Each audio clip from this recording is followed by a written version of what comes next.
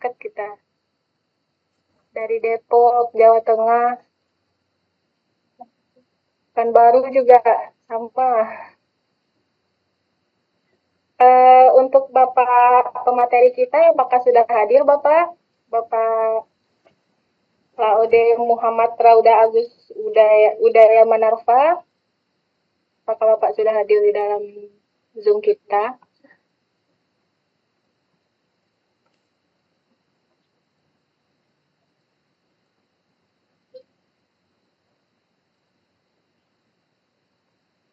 Sudah hadir. Baik Bapak.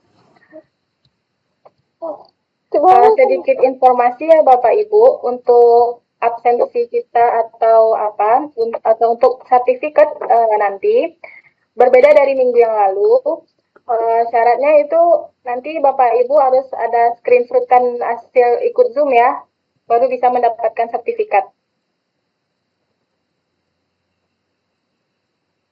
Baik, Ari jam sudah mendekati, sudah memasuki 14 maksudnya gimana Bu? Gimana Bapak? Izin, maksudnya tuh tadi gimana? Kalau misalnya mau dapat sertifikat gimana? Kalau untuk mendapatkan sertifikat harus ada bukti screenshotan ikut Zoom-nya Bapak. Oh, screenshot buka open kamera gitu ya? Ya. Oh, oke, siap. Berarti nanti itu di akhir biasa ya, di akhir kita open kamera, kita foto bareng gitu ya? Ya, kali itu juga. Jadi nanti dikirim ke ini ya, begini Bapak, diposting ke medsos Bapak, nanti di tag ke akun kami, Bravo Press. Di Instagram boleh, di Facebook juga boleh. Oh gitu. Oh sistemnya modelnya gitu ya. Oke. Ya, ada perubahan dari itu nanti baru dikirim ke email gitu ya. Ya, benar Pak. Oh siap. Kalau masuk boleh kamu itu? Bagaimana Bapak? Kalau misalnya peserta ada yang masuk kayak gitu, bisa kah? Jika Zoom-nya masih berlangsung masih bisa. Nanti akan dikunci kalau Bapak pematerinya sudah memberikan materi. Oke, siap. Terima kasih, Bu. Ya, Bapak.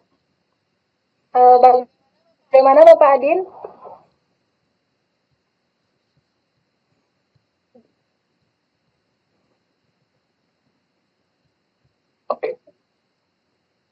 Oke.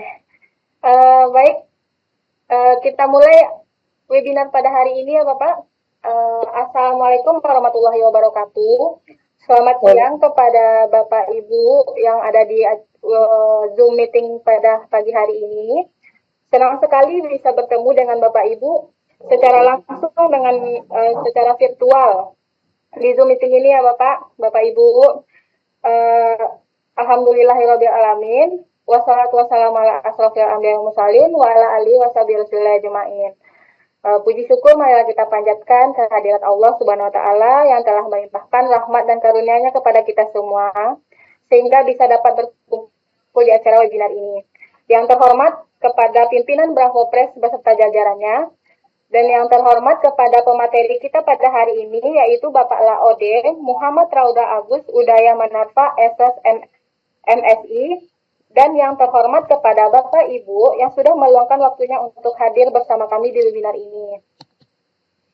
Terima kasih kepada Bapak Ibu yang sudah bergabung dan menyempatkan diri untuk mengikuti acara webinar ini. Ini adalah acara webinar Bravo Press yang kedua kalinya. Saya Okti Juwita sebagai host pada hari ini yang akan mendampingi Bapak Ibu sampai akhir webinar nanti. Materi kita pada hari ini yaitu tentang peluang dan tantangan penulisan dalam era digital. Sebelum webinar kita, pemateri yang dipaparkan Bapak Rauda dipaparkan, alangkah lebih baiknya saya memperkenalkan pemateri yang hebat kita pada hari ini yaitu Bapak Laode Muhammad Rauda Agus Udaya Manarfa. SS MSI adalah salah satu dosen prodi sosiologi dosen prodi sosiologi Universitas Dayanu Ihsanuddin.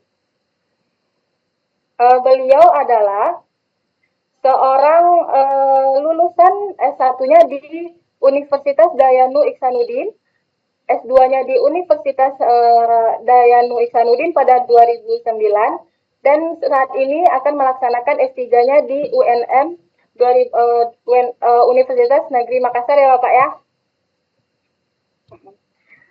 Baiklah, sebelum kita masuk ke materi, ada beberapa yang perlu diperhatikan Bapak Ibu. Selama presentasi berlangsung, semua peserta akan di-mute untuk menghindari gangguan. Jika nanti sudah masuk ke sesi tanya jawab, silahkan nanti dibikin di kolom komentar atau menggunakan raise hand ya Bapak Ibu. Nah, sepertinya tidak ada lagi yang perlu disampaikan. Tanpa berlama-lama lagi, marilah kita persilahkan kepada pemateri kita pada hari ini, yaitu kepada Bapak Rauda. Dipersilahkan. Sudah siap Bapak? Sudah siap Bu. Baik. Kepada Bapak dipersilahkan untuk memaparkan materinya. Baik. Bismillahirrahmanirrahim. Assalamualaikum warahmatullahi wabarakatuh. Waalaikumsalam warahmatullahi wabarakatuh. Selamat sore dan salam sejahtera untuk kita semua. Pertama-tama, puji syukur kita panjatkan kehadirat Allah Subhanahu wa Ta'ala yang karena kemuliaannya Allah sehingga pada sore hari ini kita masih diberikan karunia kesehatan sehingga kita dapat berkesempatan hadir bersama-sama mengikuti webinar. Salawat serta salam tidak pula lupa kita aturkan kepada junjungan kita Nabi besar Muhammad Sallallahu Alaihi Wasallam, para keluarganya, para sahabatnya, dan seluruh pengikutnya hingga akhir zaman. Amin. Yang saya hormati Bapak dan Ibu dari Bravo, yang saya hormati Bapak dan Ibu audiens webinar pada sore hari ini, perkenankanlah saya menyampaikan materi sehubungan dengan topik webinar kita pada sore hari ini yang mengangkat topik tentang peluang dan tantangan penulisan dalam era digital. Merupakan sebuah kehormatan bagi saya menjadi pembicara di webinar ini, berbagi pengetahuan dan pengalaman yang saya ketahui sejak beberapa tahun terakhir untuk bagaimana caranya mengembangkan dunia kepenulisan di Indonesia. Baik, materi akan kita mulai.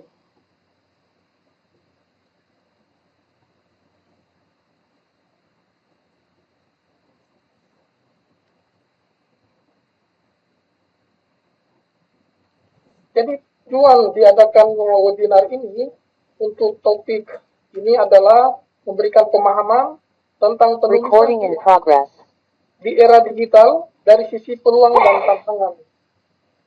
Yang tentu saja penulisan di era digital memiliki dunia yang berbeda dengan pada masa-masa yang telah berlalu 20-30 tahun yang lalu. Yang menjadi target audiens dari webinar ini tentu saja adalah para akademisi, mahasiswa maupun pelajar yang memiliki ketertarikan di dalam dunia kepenulisan. Nah, Bapak Ibu yang saya hormati, di dalam penulisan era digital terdapat beberapa peluang. Yang pertama adalah bagaimana cara memanfaatkan platform online untuk menerbitkan karya.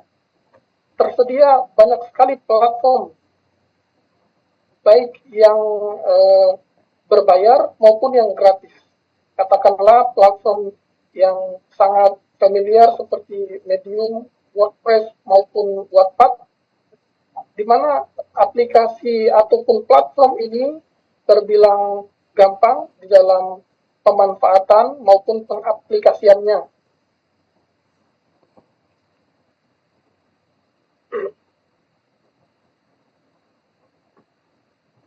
Ya, kemudian peluang selanjutnya di dalam penulisan di era digital adalah semakin mudahnya akses ke audiens secara global, di mana di sini terdapat internet yang dapat menghubungkan penulis dengan pembaca yang ada di seluruh dunia. Apabila dulu untuk menghubungkan antara penulis dengan pembaca itu dibatasi oleh buku yang dicetak, dikirim ke perpustakaan maupun toko buku, memakan waktu berminggu-minggu hingga berbulan-bulan. Tapi pada masa sekarang ini, begitu detik tulisan itu diposting, maka saat itu juga akan langsung tersebar. Nah, dengan adanya internet, potensi untuk mencapai audiens yang begitu luas sangat terbuka. Oleh karenanya, pada era digital seperti sekarang ini, tentunya dunia kepenulisan mendapatkan ruang yang begitu besar. Selanjutnya, pada peluang penulisan di era digital yang ketiga yang dapat saya sampaikan adalah terdapat diversifikasi media. Jika dulu penulisan itu hanya melulu pada buku, maka pada masa sekarang ini sudah terdapat begitu banyak varian. Orang dapat menulis di blog pribadi, blog yang berbayar maupun yang tidak berbayar. Orang juga dapat membuat e-book, sehingga dengan e-book ini tanpa perlu bersusah payah mencari penerbit yang mau menerbitkan bukunya, jika pada masa yang lalu mencari penerbit merupakan sebuah pekerjaan yang menantang, karena penerbit hanya akan memilih naskah buku yang sangat berkualitas. Tetapi pada hari ini, dengan segala kondisi naskah yang ada, dia dapat diterbitkan. Dan tentu saja harus memenuhi standar baku yang telah ditetapkan oleh penerbit buku. Penulisan di era digital juga dapat dinarasikan dalam bentuk kegiatan yang interaktif seperti podcast dan dilestarikan menjadi video yang tersimpan di internet. Nah, terdapat berbagai format untuk berbagai audiens. Apakah audiensnya itu senang membaca, apakah audiensnya itu senang mendengar, atau mungkin variasi di antara keduanya. Demikian peluang yang ada di era digital ini untuk penulisan. Bapak dan Ibu sekalian, sedangkan tantangan penulisan di era digital, seperti yang dapat kita lihat sekarang ini, terdapat persaingan yang sangat ketat di dunia maya. Saking mudahnya orang menulis, maka hal itu membuat kemunculan penulis yang selama ini tidak mendapatkan kesempatan. Banyak penulis bersaing untuk mendapatkan views. Olehnya, untuk mempertahankan, untuk mendapatkan views dari tulisan yang sudah dibuatnya, sangat penting untuk menekankan kualitas yang dibuat di dalam materi-materi tulisannya. Apabila kualitasnya itu berlangsung secara kontinu, maka itu berarti terjaganya konsistensi. Ini yang dapat membuat para pembaca tetap bertahan untuk menyimak tulisan-tulisan dari penulis yang dilestarikan di internet. Sedangkan tantangan yang kedua adalah adanya plagiarisme dan hak kekayaan intelektual. Tidak dapat dihindarkan apabila orang membaca memiliki salinan dokumen tulisan kita yang tersimpan di internet, peluang untuk terjadinya plagiarisme sangatlah besar. Olehnya, keaslian tulisan itu merupakan sesuatu yang sangat mahal pada saat ini. Kemiripan tulisan, penulisan gagasan di dalam sebuah tulisan yang asli itu menjadi tantangan tersendiri, bagaimana membedakan antara tulisan pribadi dengan karya yang mengusung gagasan yang sama pada karya-karya yang lain. Pada masa sekarang ini sebenarnya plagiarisme telah mendapatkan perhatian, bahkan memang memiliki ancaman apabila terbukti penulis melakukan plagiat. Tetapi aturan ini nampaknya tidak begitu serius untuk diterapkan, sehingga plagiarisme masih terbilang subur di dunia kepenulisan pada saat ini. Nah, untuk menjadi tanda keaslian tulisan, maka penting untuk membuat sertifikat hak cipta atas tulisan yang sudah dibuat. Memang tindakan ini memerlukan biaya yang berjumlah ratusan ribu, tapi ini merupakan upaya nyata untuk melindungi hak intelektual dalam bentuk tulisan. Sedangkan untuk tantangan yang ketiga adalah perubahan algoritma media sosial dan SEO. Nah, algoritma yang selalu berubah itu mempengaruhi visibilitas konten. Seperti di media sosial Facebook, YouTube, ataupun juga di mesin pencarian Google, algoritma yang mengikuti perkembangan teknologi, mengikuti apa yang diinginkan oleh para pembaca, itulah yang kemudian terus berubah setiap tahunnya. Apabila seseorang ingin membuat tulisan dan tulisan itu ingin dibaca dengan segmentasi pembaca yang luas, maka harusnya dia dapat mengetahui informasi dari seperti bagaimana perkembangan algoritma pada saat ini. Karena apabila dia tahu, harusnya dengan informasi itu dapat diadaptasi untuk diterapkan pada tulisan. Sehingga salah satu tujuan agar tulisan dapat dibaca kalangan luas dapat tercapai.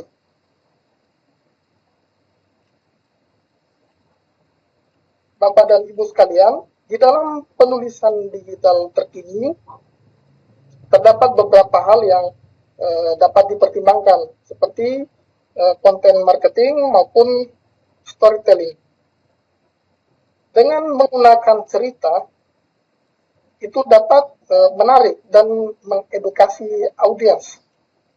Cerita atau kisah di balik tulisan seringkali bisa menjadi penyebab mengapa para pembaca tertarik untuk membaca tulisan dengan dimulai dari awal sampai akhir atau bahkan membacanya berulang-ulang dalam meresapi sesungguhnya bagaimana perasaan penulis ketika membuat tulisan tersebut.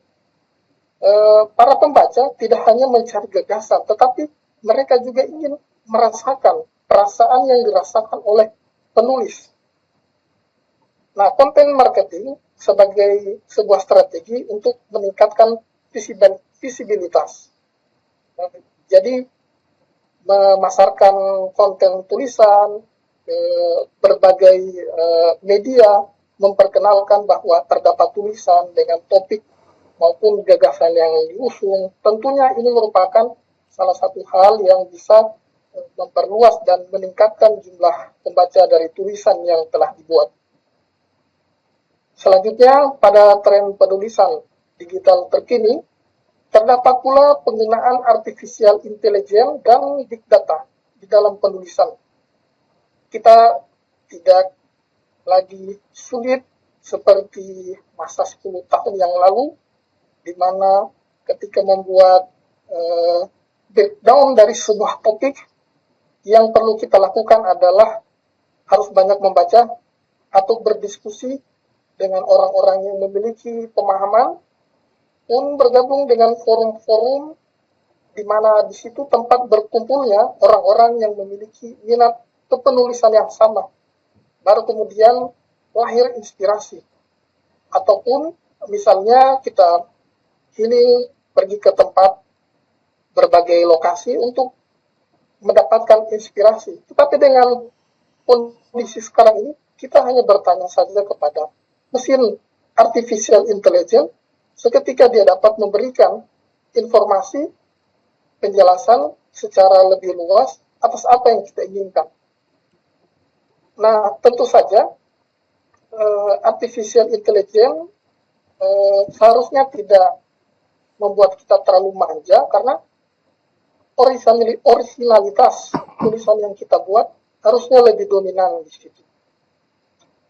Selain itu juga, big data di dalam dunia kepenulis. Di dalam dunia kepenulisan membantu kita dalam menentukan preferensi audiens dari tulisan yang kita buat. Sehingga tujuan di dalam penulisan kita dapat tercapai secara efektif dan efisien. Di dalam tren penulisan selanjutnya terdapat yang namanya penulisan interaktif.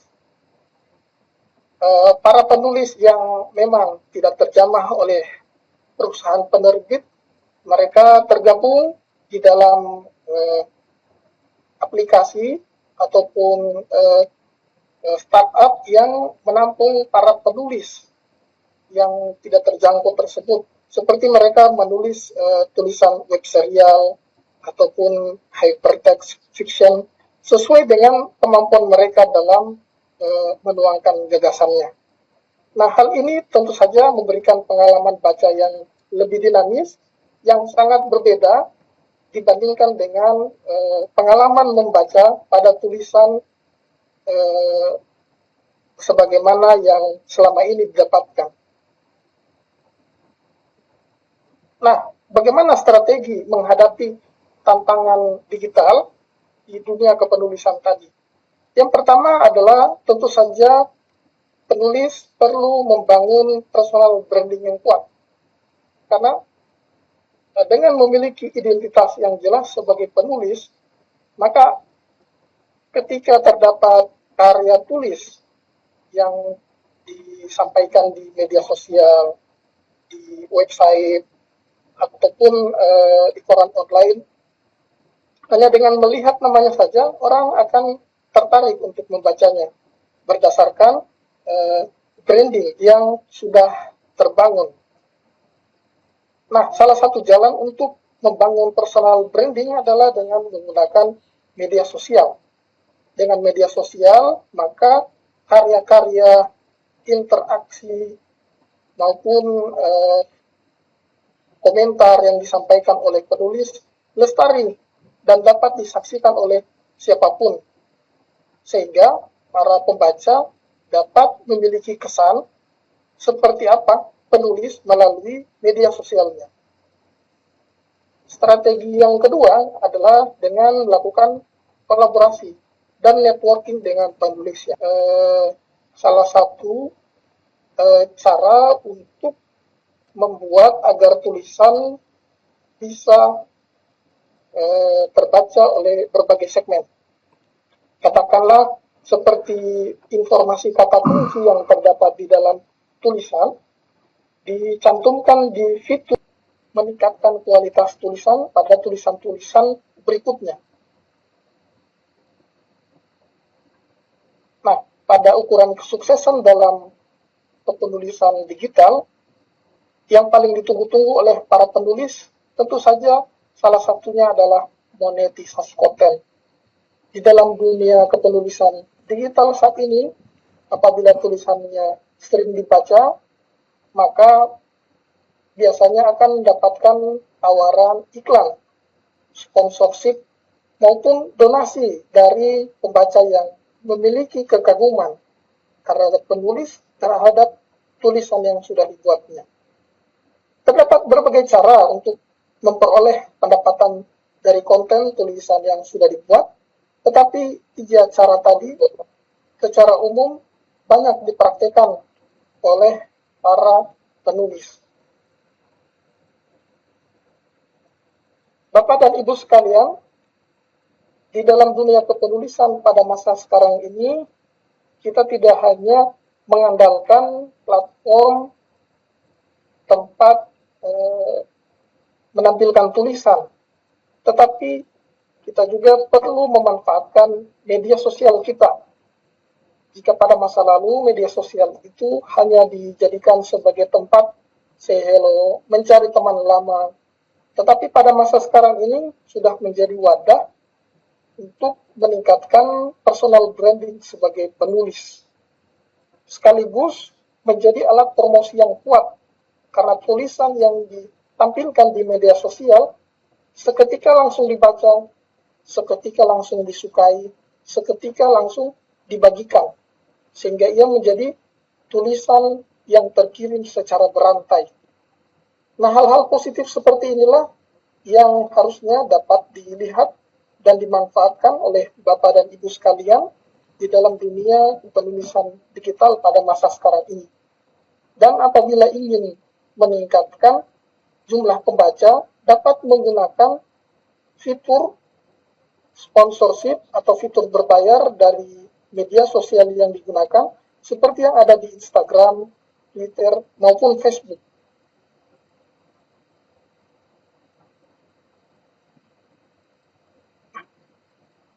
Sebagaimana yang telah saya sampaikan tadi, bahwa interaksi yang terbangun antara penulis dengan pembaca di media sosial pada akhirnya meningkatkan ikatan emosional di antara keduanya.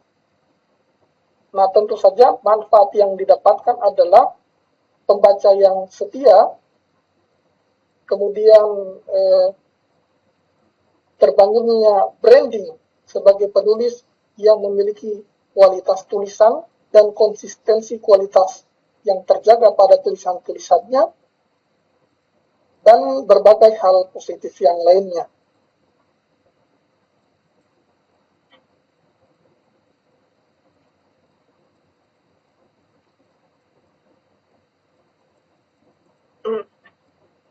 Nah, dari semua itu, apa yang menjadi etika dan tanggung jawab penulisan di era digital pada sekarang ini? Yang pertama tentunya adalah menjaga integritas sebagai penulis, juga menjaga keaslian konten dari tulisan yang sudah dibuat. Pentingnya menjaga kredibilitas dan keaslian konten. Hal ini akan menjaga para pembaca untuk tetap setia membaca tulisan-tulisan yang sudah dibuat. Apabila pembaca masyarakat luas mengetahui penulis tertentu merupakan penulis yang gemar melakukan plagiasi, sekuat-kuatnya penulis untuk menghindari plagiarisme atau plagiarisme tetap memiliki kesamaan gagasan dengan yang diusung oleh penulis pada konten tulisan yang lain. Nah, olehnya beberapa platform memang mensyaratkan persentase yang harus dipenuhi untuk dapat dikatakan bebas dari plagiarisme.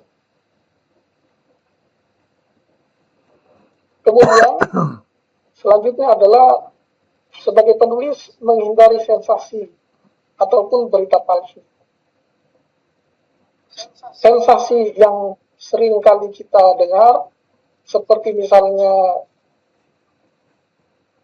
tulisan yang mengandung unsur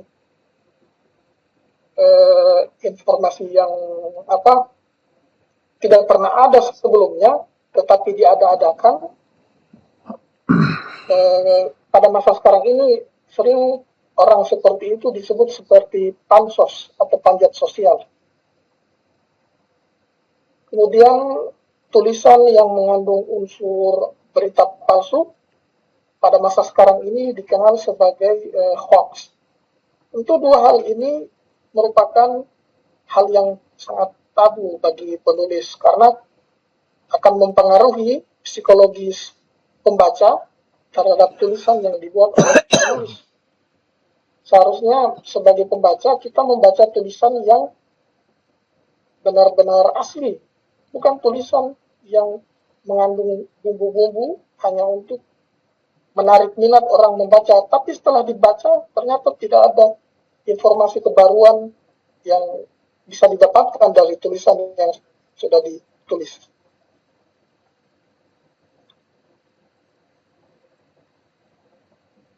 Dan etika ataupun tanggung jawab penulisan di era digital selanjutnya adalah tanggung jawab sosial sebagai penulis. Sebagai penulis tentunya memiliki tanggung jawab untuk memberikan dampak yang positif bagi masyarakat, bagi pembaca, bagi orang-orang yang mendapatkan informasi dari tulisannya. dan tentu saja tulisan yang sudah dibuat, tulisan yang disampaikan dapat memberikan inspirasi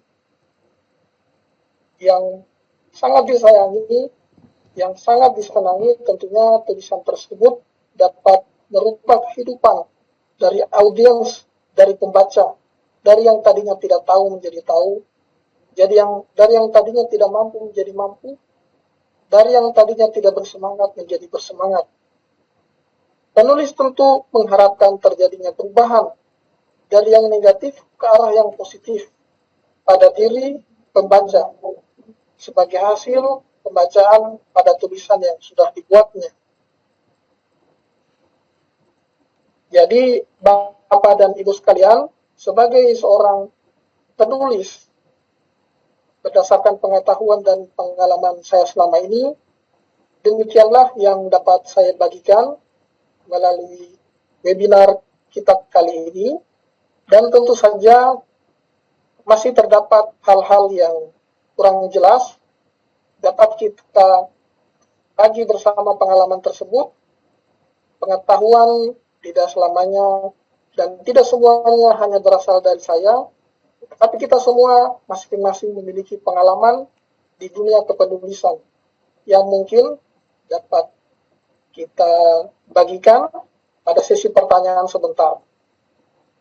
Selanjutnya saya serahkan kembali kepada saudari moderator. Mungkin saja ada yang ingin bertanya atau mungkin ada yang ingin menambahkan. Saya persilakan. Akhirul kalam, billahi taufiq wal hidayah. Wassalamualaikum warahmatullahi wabarakatuh. Baik, terima kasih kepada Bapak Laude Muhammad Rauda, Agus Udaya Manarfa, SSNSI. Terima kasih Bapak untuk presentasinya yang sangat informatif dan sangat bermanfaat bagi kita semua ya. Baik, kita masuk ke sesi tanya jawab ya Pak. Ya. Untuk penanya pertama, banyak ya. Diambil semua nih Pak, bagaimana? Tergantung moderator, tergantung host. Baik. Oke, kepada Bapak Ikhwan Saiful Bapak Ikhwan dipersilahkan. Oke, Assalamualaikum warahmatullahi wabarakatuh. Waalaikumsalam warahmatullahi wabarakatuh. Oke Pak, saya mau tanya Pak, saya kan suka menulis novel. Nah terus, namun tulisan saya belum terlalu sempurna. Dan saya adalah seorang disabilitas atau karya saya sendiri gitu. Tapi cerita saya tentang disabilitas karena saya adalah pengguna kursi roda. Terus namun dari secara tulisannya itu belum terlalu sempurna gitu, belum terlalu bagus. Namun saya kepengen sekali untuk menerbitkan gitu, pengen menerbitkan. Namun apakah bisa ataukah harus benerin dulu dengan itu karena saya tuh belum bersekolah atau sekolah di bidang penulisan gitu, baru belajar gitu Pak. Nah yang kedua, apakah kalau mau diterbitkan itu dengan secara bayar atau secara free untuk seorang disabilitas gitu. Oke, terima kasih, kita coba. Baik, terima kasih kepada Bapak Ikhwan. Bagaimana Bapak, langsung dijawab? Dikumpul saja dulu pertanyaannya. Ya. Baik, selanjutnya kepada Bapak Abdurrahman dipersilahkan. Oke. Ya, Assalamualaikum warahmatullahi wabarakatuh. Terima kasih atas sebelumnya. Begini Pak, saya memang sangat minat sekali untuk penulis buku dan saya pernah juga membuat buku dengan kolaborasi. Nah, ini saya ingin meningkatkan hal ini di buku pribadi, apalagi pelaku ini bersiap kayaknya untuk mempersiapkan itu. Nah, bagaimana teknisnya atau caranya supaya kita bisa dibaca oleh masyarakat banyak.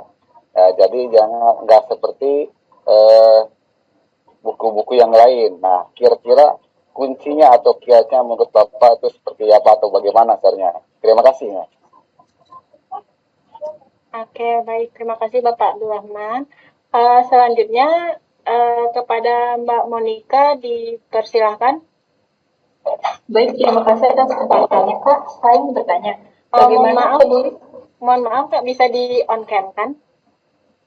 Mau Kak, kalau on cam dia nge-lag sinyalnya. Oh, baik-baik.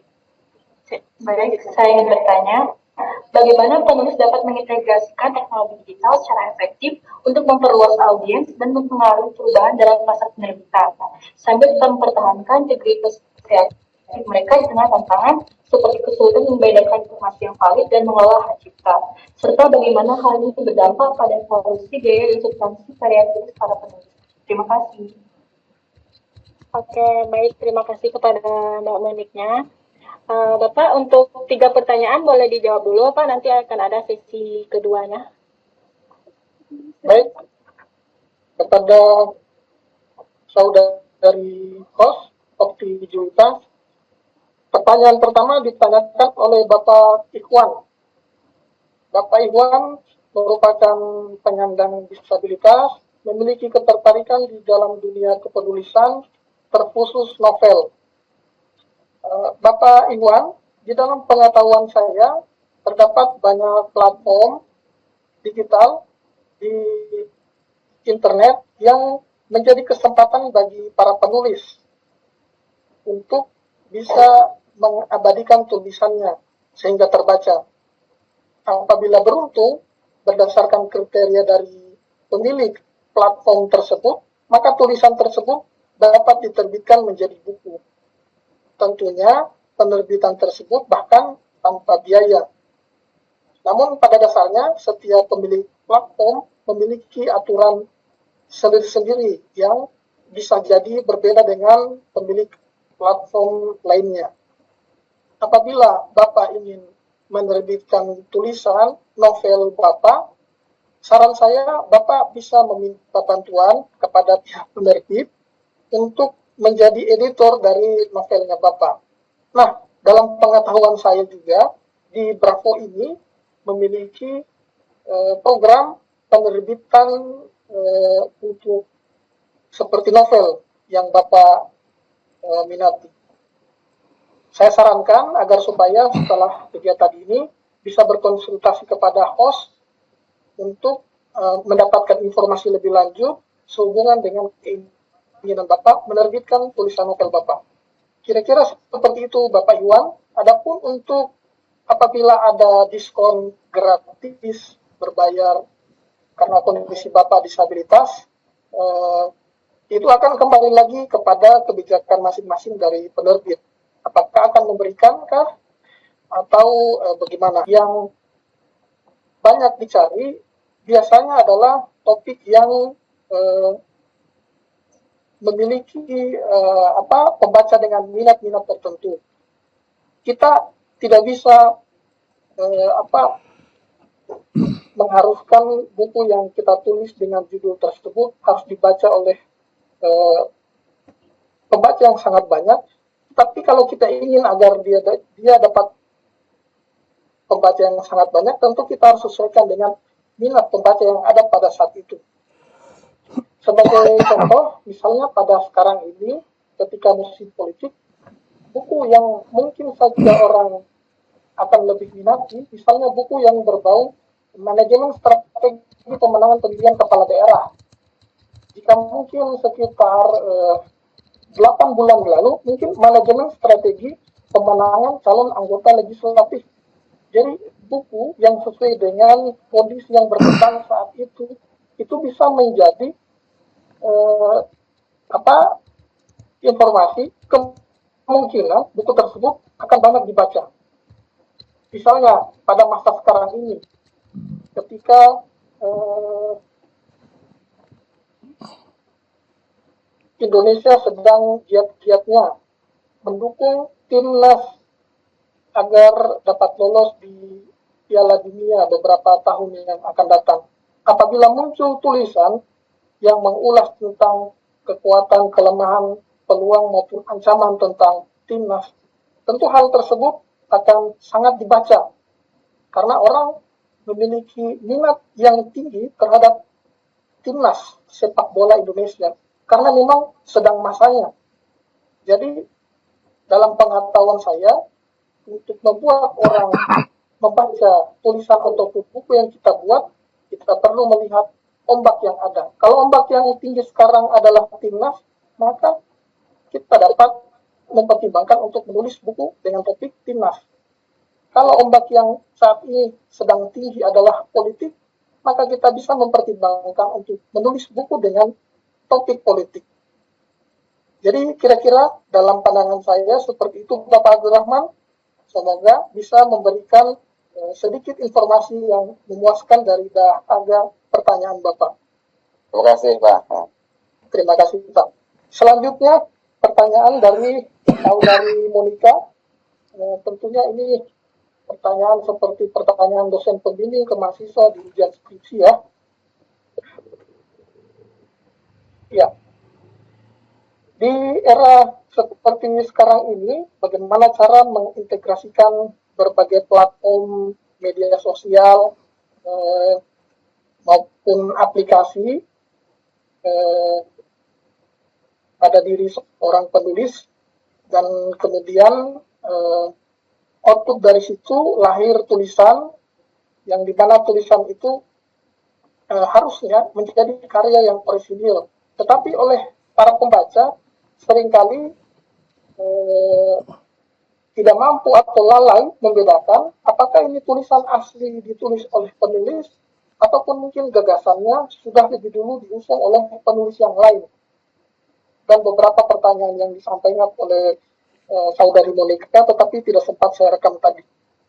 Ya, memang dibutuhkan pengalaman, tingginya jam membaca seorang pembaca untuk bisa membedakan, selain dengan mengandalkan tools yang tersedia di internet, baik gratis maupun berbayar. Nah, hal ini sebenarnya yang menjadi tantangan bagi penulis, bagi pembaca untuk melihat apakah tulisan yang dibuatnya ini memang asli atau palsu. Ya, jadi kira-kira seperti itu yang dapat saya sampaikan sebagai jawaban atas pertanyaan yang disampaikan oleh Mbak Monica. Mudah-mudahan bisa memuaskan dahaga atas keingintahuannya. Terima kasih. Saya kembalikan kepada saudari Okti Juwita. Silakan. Baik, terima kasih Bapak atas jawabannya. Selanjutnya kita masuk ke sesi 2 ya Pak. Untuk sesi 2, kita akan menerima penanya itu 3 orang. Baik. Untuk yang tadi sudah bertanya dan ditunjuk namanya, dan untuk yang sesi 2, mohon dituliskan juga nama dan nomor HP-nya di kolom chat ya, Bapak Ibu. Terima kasih. Selanjutnya itu kepada Bapak Muhaimin dipersilahkan.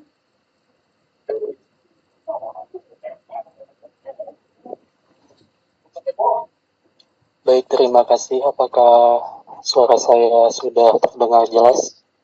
Terdengar Pak? Sudah Bapak.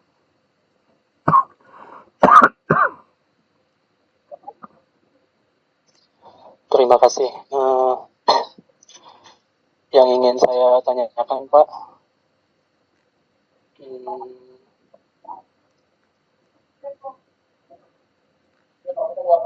bagaimana sih pentingnya keberlanjutan dalam karir penulisan di tengah dinamika perubahan teknologi digital?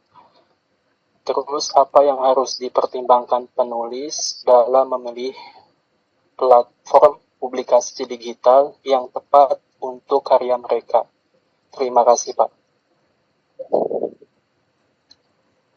Oke, terima kasih Bapak Muhaimin. Selanjutnya itu kepada Bapak Kardo dipersilahkan.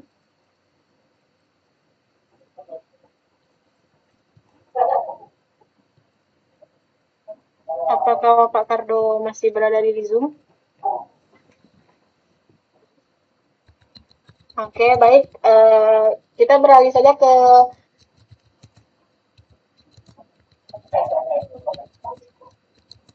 kepada Ibu Asrianti, dipersilahkan. Ya, baik. Assalamualaikum warahmatullahi wabarakatuh. Waalaikumsalam warahmatullahi wabarakatuh.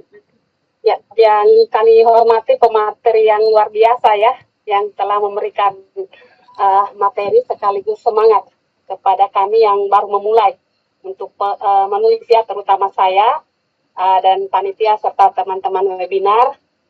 Seperti yang telah dijelaskan tadi oleh pemateri, di mana tantangan penulisan di era digital yang serba canggih ini, persaingan di dunia maya ini sangat ketat. Salah satu contohnya tadi yang disampaikan pemateri ini adalah AI ya, artificial intelligence atau kecerdasan buatan.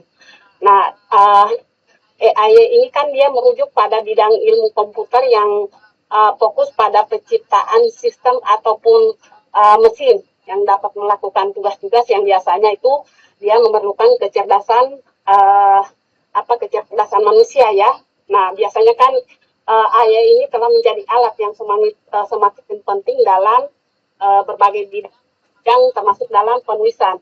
Nah, di AI kan ini juga dia banyak juga menawarkan berbagai peluang bagi penulis untuk meningkatkan produktivitas dan kreativitas melalui alat bantu penulisan, kemudian inspirasi otomatis. Nah, namun di balik manfaat tersebut kan muncul tantangan terkait dengan menjaga originalitas dan integritas karya kita, serta mengatasi isu-isu seperti yang pemateri sampaikan tadi, plagiarisme ataupun pelanggaran hak cipta. Nah, penggunaan IAE ini kan dalam penulisan juga membutuhkan keseimbangan antara memanfaatkan teknologi dan mempertahankan nilai-nilai etis serta kualitas tulisan. Berdasarkan pertimbangan tersebut yang saya ingin tanyakan, bagaimana penulis dapat memanfaatkan teknologi kecerdasan buatan untuk meningkatkan produktivitas dan kreativitas kita sebagai penulis, tetapi tetap menjaga originalitas dan integritas karya di tengah maraknya isu plagiarisme dan hak cipta. Itu saja mungkin. Terima kasih, saya kembalikan kepada moderator. Baik, terima kasih kepada Ibu Asrianti. Selanjutnya untuk penanya terakhir itu kita persilakan kepada Bapak Noval Cahya, dipersilakan.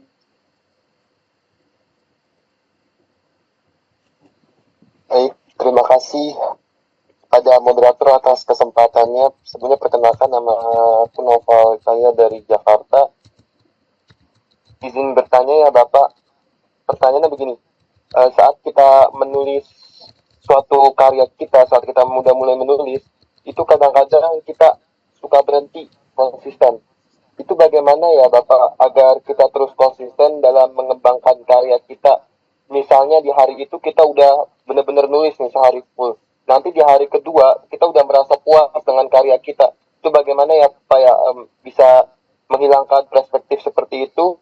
Dan ada lagi nih Pak, tadi saya dengar Bapak sosiolog ya. Nah, ini bagaimana ya Pak ya agar kita menulis buku-buku tentang politik, tentang sosial, tapi tidak banyak kontrak, tidak bertentangan dengan pemerintah, dan bagaimana cara menghandle komen-komen negatif tentang buku-buku tersebut.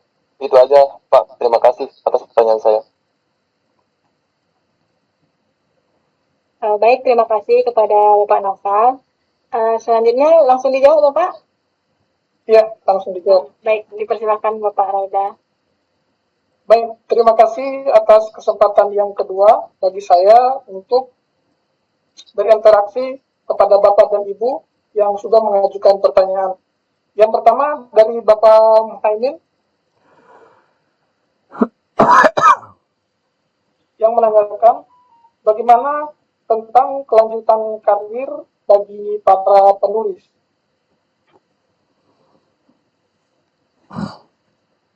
Ya, Bapak Muhaimin, dalam pengetahuan saya, ketika orang ingin membacanya dapat langsung mendapatkan informasi pada website yang memuat tulisan kita, tentunya ini tidak gratis.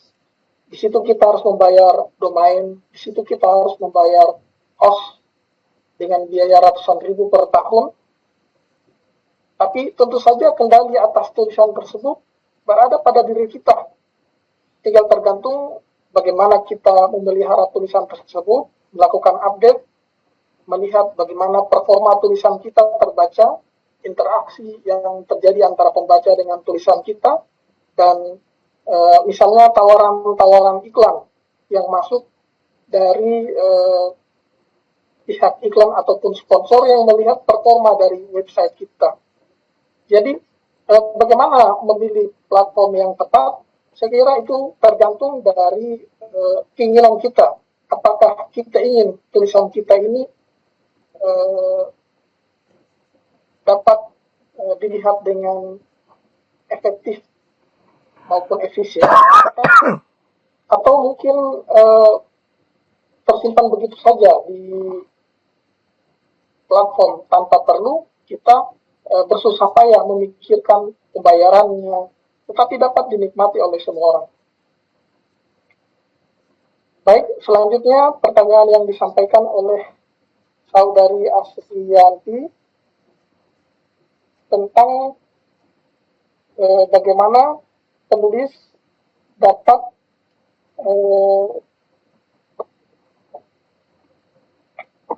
bagaimana penulis dapat memanfaatkan kecanggihan teknologi seperti saat ini, seperti yang telah saya sebutkan tadi, artificial intelligence dan lain sebagainya, tetapi tetap menjaga originalitas. Ya, Ibu Asriyanti, untuk diri saya sendiri, saya memang menggunakan atau memanfaatkan kecanggihan teknologi artificial intelligence untuk membantu saya, untuk memberikan saran kepada saya, kira-kira topik-topik apa saja atau informasi apa saja yang dapat saya sampaikan di dalam tulisan saya. Namun, untuk mengetahui apakah tulisan yang saya buat itu, apakah memang benar-benar plagiat atau tidak, tentu saja tulisan saya itu diuji menggunakan tools, katakanlah seperti Turnitin, yang melihat berapa persen kesamaan konten tulisan saya dengan konten yang sudah pernah dibuat oleh orang lain. Nah, kira-kira Bu, seperti itu cara untuk mengetahui, untuk memastikan, untuk mengontrol kesamaan originalitas tulisan yang saya buat untuk senantiasa berbeda dengan tulisan yang sudah dibuat oleh orang lain. Adapun artificial intelligence itu saya hanya jadikan sebagai informasi, pertimbangan, materi konten apa yang saya terapkan pada tulisan saya. Selanjutnya yang ditanyakan oleh Bapak Noval Cahya, bahwa saat menulis sebuah karya, kadangkala sering kekurangan kosakata ataupun misalnya tidak konsisten dalam membuat karya. Baik, kalau untuk diri saya pribadi, agar bisa konsisten di dalam menulis, sebenarnya kita perlu membuat sebuah tujuan. Kita perlu membuat sebuah tujuan. Kalau tujuan kita adalah ingin ikut lomba menulis, maka memenangkan atau paling tidak mengikuti lomba menulis itulah yang akan menjadi pedoman kita di dalam menulis. Mau tidak mau, dia akan menjadi spirit bagi kita untuk menulis. Saya berikan contoh seperti di platform Kompasiana yang secara aktif hampir setiap minggu mengadakan event menulis, itu memacu para Kompasiener penulis di dalamnya untuk senantiasa menulis sesuai dengan sayembara atau lomba penulisan yang tetap ada. Orang-orang yang menulis di sana bukanlah orang yang malas, karena mereka memiliki tujuan. Apa itu? Ikut lomba itu. Memenangkan hadiah di dalam lomba itu adalah bonus. tetapi usaha mereka untuk ikut di dalam lomba itulah yang memandu mereka untuk menulis. Nah, apabila ingin konsisten dalam pandangan saya pribadi, angkat saja tulisannya secara teoritik. Tidak akan ada yang ganggu. Tapi tentu saja tulisan secara teoritik tidak semenarik tulisan yang mengkomparasikan antara teori dan praktek. Namun, efek yang ditimbulkan dari tulisan tersebut tidak dapat dihindarkan. Maka dari itu, memilih menulis secara teoritik maupun praktek, masing-masing memiliki risiko yang tentu saja setimpal dengan jumlah para pembacanya. Itu saja yang, bagaimana cara mengatasi komentar-komentar negatif yang muncul akibat dari karya yang ditulis. Baik, dalam pengetahuan saya, apabila komentar muncul di media sosial, maka saran saya matikan saja kolom komentarnya. Tidak usah dengarkan komentar negatif. Itu saja kalau dari saya. Terima kasih. Saya kembalikan kepada saudari host, Ibu Okti. Silakan. Baik, terima kasih Bapak atas jawaban dari pertanyaan-pertanyaan narasumber. Untuk Bapak Ibu yang masih ingin bertanya tapi tidak tersebut namanya, nanti bisa bertanya langsung kan ya Pak bersama Bapak di via WhatsApp. Iya, bisa. Nah, boleh. Soalnya waktu sudah tidak memungkinkan untuk melanjutkan sesi tanya jawab. Baik. Sekali lagi saya ucapkan terima kasih kepada pemateri kita, Bapak Laude Muhammad Rauda Agus Udaya Manarfa Esos MSI, yang telah memaparkan materinya yang sangat luar biasa ini dan sangat bermanfaat bagi kita yang bagi pemula ya Pak ya, pemula untuk ingin menulis dan menerbitkan buku gitu. Nah, sebelumnya bagaimana Bapak Budianto, ada hal yang ingin disampaikan? Oh, tidak ada. Oke. Baik. Terima kasih banyak. Nanti di WA saja. Oke. Ya. Baik, sebelum kita menutup webinar kita pada hari ini, saya sedikit memberikan informasi mengenai Bravo Press, yaitu Bravo Press ini menerbitkan atau menyediakan semua jenis buku, Bapak Ibu. Contohnya itu seperti buku kolaborasi, buku tunggal, dan serta buku antologi. Nah, saat ini Bravo Press lagi mengadakan promo untuk buku tunggal, yaitu memberikan 3 buku eksemplar yang gratis pada Bapak Ibu yang ingin menerbitkan buku tunggal kepada kami. Kalau untuk buku kolaborasi, itu per babnya kami memberikan harga 150 untuk bab 2 hingga seterusnya, dan bab 1 harga 300.000. Nah, pada saat ini kami lagi ada event buku antologi, yaitu menulis bersama antologi dengan tema yang telah ditentukan. Seperti tadi sebelum acara dimulai sudah ditayangkan video-video Bravo ya Bapak Ibu. Minimal menulis dengan 4 halaman sampai 6 halaman saja. Dengan harga 80.000 itu kita udah bisa menulis dan menerbitkannya di Bravo Press. Dalam satu buku itu minimal ada 50 penulis. Nanti akan diumumkan juga pemenangnya. Nah, untuk Bapak Ibu yang menerbitkan buku kolaborasinya kepada kami, itu tiap bulannya kami ada mengadakan giveaway Bapak Ibu. Setiap akhir bulan kita ada giveaway nanti, dan di akhir bulan itu kita akan mengadakan live Instagram dan di sana akan diumumkan giveaway-nya. Nah, cukup informasi dari Bravo Press. Nah, untuk sesi selanjutnya yaitu kita foto bersama ya Bapak Ibu untuk bukti dokumentasi kita webinar pada hari ini. Siap. Ya. Mohon untuk Bapak Ibu semua di on cam-kan kameranya. Saya mau screenshot. Oke, kita mulai ya Bapak Ibu. Untuk slide pertama, 1, 2, 3. Oke, slide yang kedua, 1, 2, 3. Slide yang ketiga, ada 10 slide Bapak Ibu. 1, 2, 3. Selanjutnya slide yang keempat. 1, 2, 3.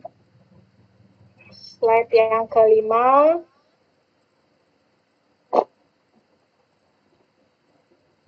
Keenam. 7. Kalau ngomongin jangan mengizinkan, Joy. 8. 9 dan yang ke-10. Baik, terima kasih kepada Bapak Ibu yang sudah hadir di acara webinar pada hari ini. Untuk absensinya yang Bapak Ibu tanyakan di room chat itu jika sudah mendaftarkan diri di form yang udah diberikan sebelumnya itu sama dengan absen. Di situ nanti absennya gitu. Dan sama bukti screenshotan daftar hadir Zoom. Oke. Nah, untuk materi minggu besok itu penerapan metode pembelajaran berbasis proyek dalam kelas yang akan dibawakan oleh Ibu Ismi Musdalifah itu. Sampai saya akhiri ya Bapak Ibu untuk webinar pada hari ini. Terima kasih atas kehadirannya. Mohon maaf jika ada kesalahan kata. Saya Okti Juita sebagai host pada hari ini mohon undur diri. Assalamualaikum warahmatullahi wabarakatuh.